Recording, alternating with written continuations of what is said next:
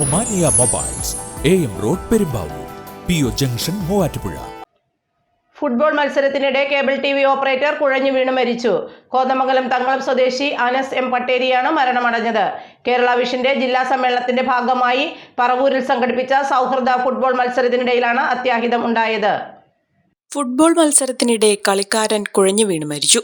കോതമംഗലം തങ്കളം സ്വദേശി മീതിയന്റെയും ബീരമ്മയുടെയും മകൻ അനസ് M പട്ടേരിയാണ് മരിച്ചത്. പെരുവാരത്തെ സ്വകാര്യ ടർഫിൽ ചൊവ്വാഴ്ച വൈകിട്ട് 7:30യോടെയായിരുന്നു സംഭവം.